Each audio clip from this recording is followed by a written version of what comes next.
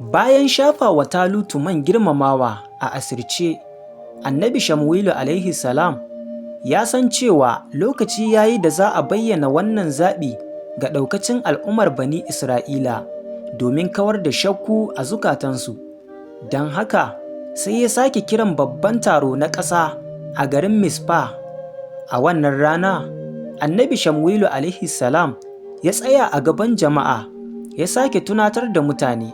Ya ce, “Ya ku Bani Isra'ila, ku tuna, Allah ne ya fitar da ku daga ƙangin bauta a Masar, amma yau gashi kun juya masa baya, kun ce kuna so a naɗa muku sarki.” A haka dai, ya ci gaba da jawabi. Bayan ya kammala wannan jawabi nasa na tsawatarwa, sai aka fara jefa ƙuri'a a tsakanin ƙabilu domin nuna zaɓin Allah. Sai ƙuri'ar ta faɗa kan ƙabilar Binyamin, sannan ta faɗa kan wani gida na Matri. A ƙarshe dai ƙuri'ar ta faɗa kan Talutu ɗan Kish, wanda dama mun sani Annabi Shamwilu alaihi salam ya shafa masa mai.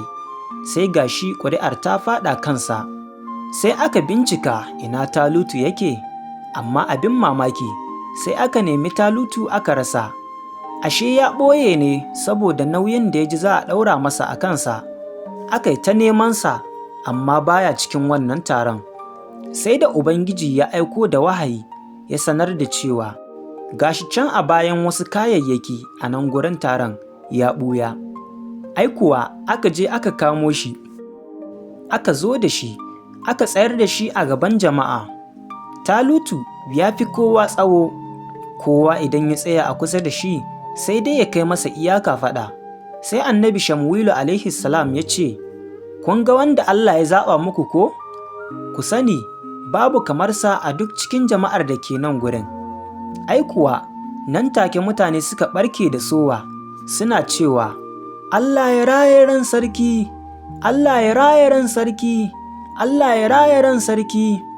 Amma duk da haka wasu mutane munafukai marasa kishin ƙasa suka raina shi suna cewa, “Ta yaya wannan zai cece mu?” Amma Talutu bai ce musu uffam ba. A nan gurin aka naɗa shi ya zama sarkin Bani Isra'ila. Daga nan kowa ya watse, Talutu ya koma gida ya ci gaba da harkokinsa. Bayan wata guda da naɗa shi, sai wani gagarumin yaƙi ya taso. An ce Nahash sarkin Amomawa ne ya kewaye birnin Jabesh Gilead da rundunarsa. Mutanen garin sun so a yi sulhu, amma Nahash ya ce, “Zan yi sulhu da ku ne kawai idan kowa ya bari na soke masa idonsa na dama, domin in zama abin tunawa ga dukkan Bani Isra'ila.” Ai kuwa, lokacin da wannan labari ya isa kunnen Talutu yayin da yake dawowa daga gona da shanunsa, sai sirrin Allah ya sauka a jikinsa, ya ji wani irin ƙarfi da karsashi wanda bai taɓa ji ba a rayuwarsa. Nan take ya yanke shanunsa guda biyu, ya yi musu gunduwa-gunduwa, sannan ya raba wannan naman ga dukkan ƙabilun Bani Isra'ila. Ya ce musu, “Ya ku Bani Isra'ila, ku sani duk wanda bai bi Shamwilu ba da Talutu, to haka za a yi wa dukkan shanun da ya mallaka a rayuwarsa.” Ai kuwa a cikin ƙanƙanin lokaci mutanen gari suka fito, aka haɗa sojoji 330,000. Suka taru, sai Talutu ya jagoranci wannan babbar runduna, ya kai ma Amonawa hari na bazata, aka gwabza, daga ƙarshe ya karkashe su kuma ya tarwatsa su, sauran suka gudu. Wannan nasara ta sa mutane suka amince da shi 100% a matsayin sarkinsu. Sai suka koma Gilgal gida. A can kuma Annabi Shamwilu alaihi salam ya zo ya sake tabbatar da sarautar Talutu a gaban Allah, kuma a cikin murna da hadayar godiya ga Allah. A yayin da kowa yake cikin wannan murna ta nasara, shi kuma Annabi Shamwilu alaihi salam ya san cewa matsayinsa na alƙali, ko kuma mu ce babban malami a cikin Bani Isra'ila mai yin shari'a, ya zo ƙarshe. Yanzu sarki ne zai mulke su kuma ya riƙa shari'a a tsakaninsu. Sai ya tsayar da mutane ya yi musu jawabi mai ratsa zuciya. Ya ce, “Ya ku Bani Isra'ila, gani a gabanku, na tsufa, gashi ‘ya'yana ma suna tare da ku, na jagorance ku tun ina yaro kuma har zuwa yau da na tsufa. Ku sani, gani a gaban Allah tsaye kuma a gaban sarkinku wanda Allah ya naɗa muku. Shin waye na taɓa ƙwacewa wata dabba? Shin waye na taɓa zalunta? Shin akwai wanda na taɓa karɓar rashawa a hannunsa? Mutane suka amsa da murya ɗaya suka ce, baka taɓa zaluntar mu ba, kuma baka taɓa karɓar komai a hannun kowa ba. Bayan ya tabbatar da wannan gaskiyar da jama'a suka yi masa shaida, sai ya sake gargaɗinsu cewa idan suka bi Allah su da sarkinsu to za su tsira, amma idan suka bijire wa Allah to tabbas hukuncin Allah zai kasance a kansu domin ya nuna musu ikonsa.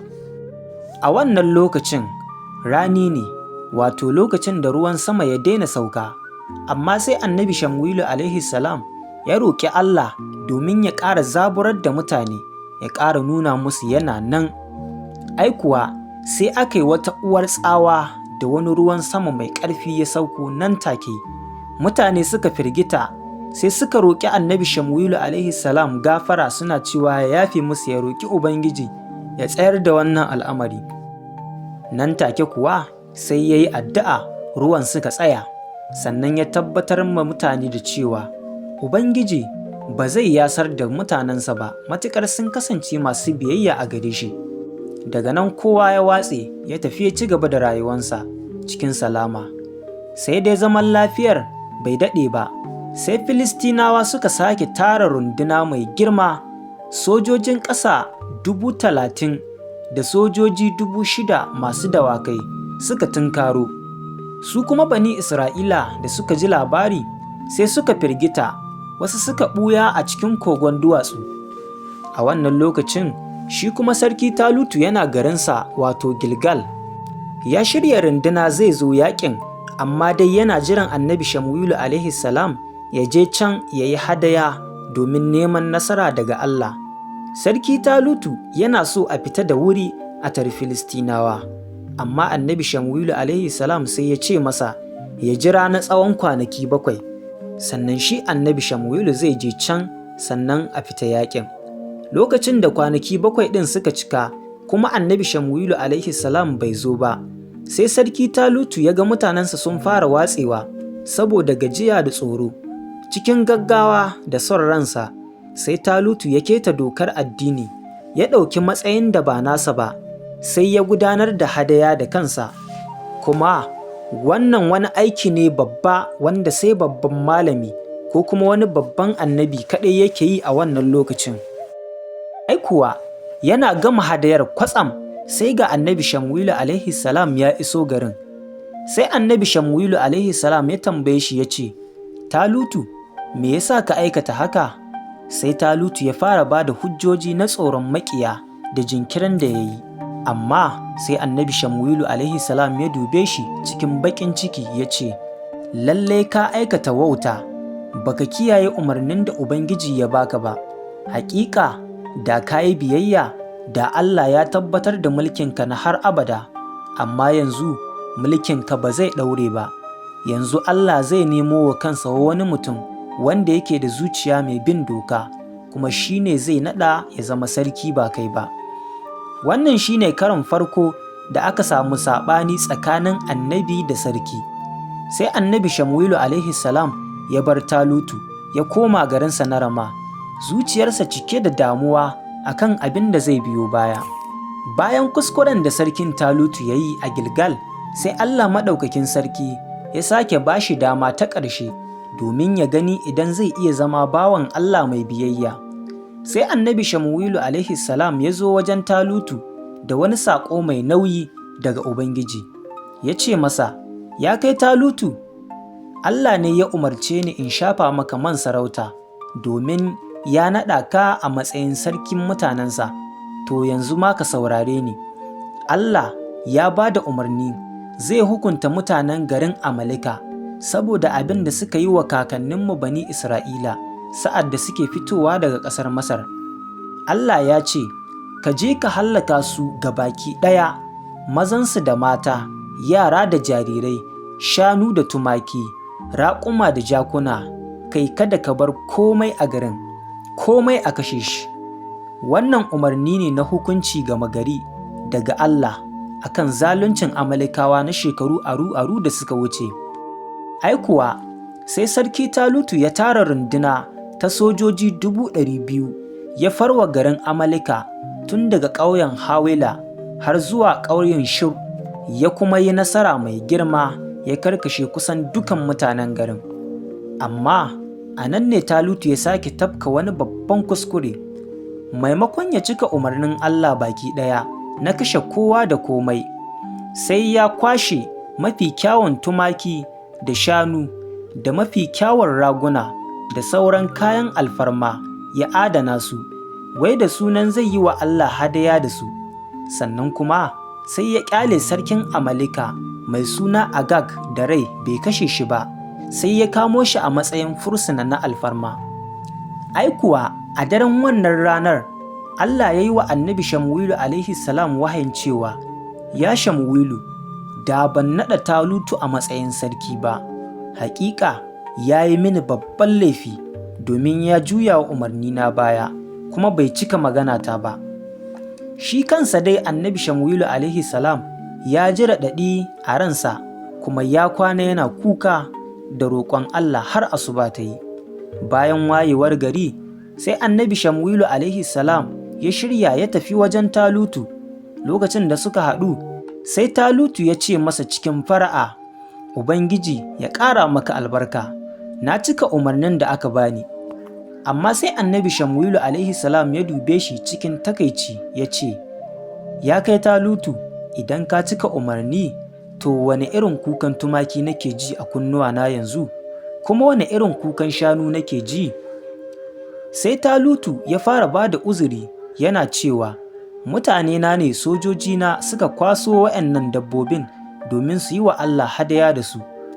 A nan ne annabi Shamuwilu alaihi salam ya faɗi wata shahararriyar magana, maganar nan wadda har yau ake ambata ta cewa, ashe hadayar ƙone-ƙone tana faranta wa Allah rai kamar yadda biyayya take faranta masa?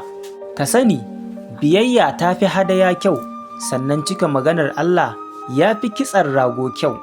Sai ya ce masa, ka sani ya kai Talutu, saboda ka ƙi bin maganar Allah, shi ma ya ƙi ka a matsayin sarkin Bani Isra'ila. Yayin da annabi Shamuwilu alaihi salam ya juya zai tafi, sai Talutu ya cafko gefen rigarsa da nufin roƙon gafara, sai rigar ta yage. Sai annabi Shamuwilu alaihi salam ya ce masa, kaga kamar yadda wannan rigar ta yage? To haka Allah ya yage sarautar Bani Isra'ila daga hannunka a yau, kuma ya ba wani wanda ya fi ka. Sannan kafin annabi Shamuwilu alaihi salam ya bar wajen, sai ya buƙaci a kawo masa sarki Agag, wato sarkin Amaleka, wanda aka ce a kashe, amma Talutu bai kashe shi ba. Da aka zo da Agag, sai ya fara tunanin ransa ya tsira, amma annabi Shamuwilu ya nuna cewa ba a wasa da umarnin Allah. Sai ya ɗauki takobi ya kashe Agag a gaban Allah kuma a garin Gilgal, sai ya tafiyarsa ya koma gida. An ce, daga wannan rana, annabi Shamuwilu alaihi salam bai sake ganin Talutu ba har ya rasu, amma ya ci gaba da damuwa akan abin da Talutu ya yi domin yana son shi, kuma ya so a ce bai yi wannan kuskuren ba domin ya ci gaba da sarautar Bani Isra'ila. Bayan wani lokaci, sai Allah ya ce wa annabi Shamuwilu alaihi salam, ya Shamuwilu, shin har sai yaushe za ka ci gaba da makoki akan Talutu, alhalin na riga na yi watsi da shi?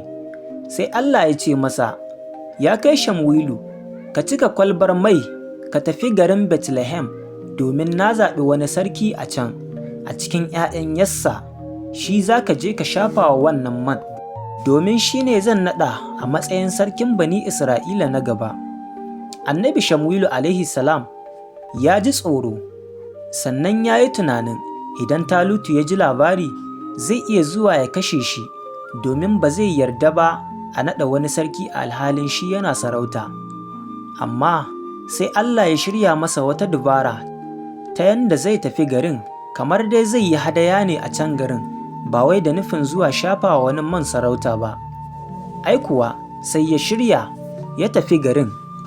Lokacin da ya isa, sai shugabannin garin suka fito suna rawa da murna saboda ganin babban annabi ya kawo musu ziyara. A wannan lokacin, dattijo Yassa ya fito da ‘ya'yansa maza guda 7, sai annabi Shamwilu alaihi salam da ya ga babban ɗansa mai suna Eliyab, wanda yake da kyan sura da tsawo, sai a zuciyarsa ya ce, lallai wannan shine zaɓin Allah. Amma sai Allah ya ce masa, a'a ya Shamwilu, kada ka dubi kyan fuska ko kyawun sura, ba shi ne zaɓina ba, domin Allah baya gani kamar yadda ɗan adam yake gani. Ɗan adam yana kallon zahiri ne, amma Allah yana kallon zuciyar mutane ne. Cikin wannan taron sai da ‘ya'yan guda 7 suka zo suka wuce a gabansa. Sai annabi Shamwilu alaihi salam ya tambayi dattijo Yassa ya ce, shin waɗannan ne kaɗai ‘ya'yanka? Sai Yassa ya ce masa, a'a, akwai ragowar autansu, yana can gona yana kiwon tumaki. Sai annabi Shamwilu alaihi salam ya ce, a je a zo min da shi. Lokacin da autansu ya shigo, matashi ne mai suna Dawud, yana da jan launi, idanunsa suna sheƙi kuma yana da kyan gani. Sai Allah ya yi wahayi ga annabi Shamwilu alaihi salam ya ce masa, ya Shamwilu, tashi ka shafa masa mai, domin shi ne sabon sarkin da zan naɗa wa bani Isra'ila. Ai kuwa sai annabi Shamwilu alaihi salam ya shafa wa Dawud man shafawa a gaban ‘yan uwansa da kuma jama'ar gari, sannan ya yi masa addu'a. Daga wannan ranar, sirrin Allah ya sauka a kan Dawud, yayin da kuma sirrin Allah da yake kan Talutu ya fita, ya bar shi tare da wani mummunan yanayi mai kama da hauka da kuma tsantsar damuwa. Annabi Shamwilu alaihi salam kuma ya kammala babban aikin da Allah ya ɗaura masa. Ya naɗa sarki na farko, sannan ya naɗa sarki na biyu, wanda zai zama madubin alheri ga duniya. Sai ya koma garinsa na Rama, inda ya kwashe sauran kwanakinsa yana jagorantar makaranta irin ta annabawa. Lokacin da annabi Shamwilu alaihi salam ya kammala kwanakin rayuwarsa, sai ya rasu. Dukan bani Isra'ila suka taru suka yi masa kuka mai girma, suka yi jimami, sannan aka binne shi a gidansa da ke Rama. Rasuwarsa ta girgiza ƙasar gabaki ɗaya, domin shi ne mutum ɗaya tilo wanda yake iya tsawatarwa kowa, kuma yake tsawatarwa sarki Talutu, kuma ya kiyaye akan duk abin da ya hana shi. Yanzu gashi ya tafi. Bayan rasuwarsa, tarihi ya nuna cewa Talutu ya shiga cikin tsananin ruɗani da tsoron Filistinawa, kuma har ma yana neman hanyar magana da ruhin annabi Shamwilu domin neman shawara, wanda hakan ya nuna cewa ko maƙiya da waɗanda suka ɓata sun san cewa babu wani mai gaskiya irin annabi Shamwilu alaihi salam a wannan lokacin. Wannan shine cikakken tarihin annabi Shamwilu alaihi salam, jagoran da ya haɗa tsakanin zamanin alƙalai da na sarakuna, kuma bawan Allah wanda biyayyarsa ta zama misali har ƙarshen duniya. A nan za mu dakata a cikin wannan bidiyon namu na tarihin annabi Shamwilu alaihi salam. Ku biyo mu a bidiyo na gaba domin jin tarihin da za mu zo muku da shi na wani annabi. Idan wannan ne farkon zuwanka a wannan channel tamu, ka yi mana subscribing, ka danna ƙararrawa ta yadda da mun ɗora sabon bidiyon mu za a sanar da ku. Ku yi mana liking na wannan bidiyon, kuma ku yi sharing ɗinsa ku tura ma 'yan uwanku domin su ma su amfana da wannan tarihi. Abinda muka faɗa daidai Allah ya ba mu ladansa, kuskuren da muka yi kuma Allah ya yafe mana, amin summa amin.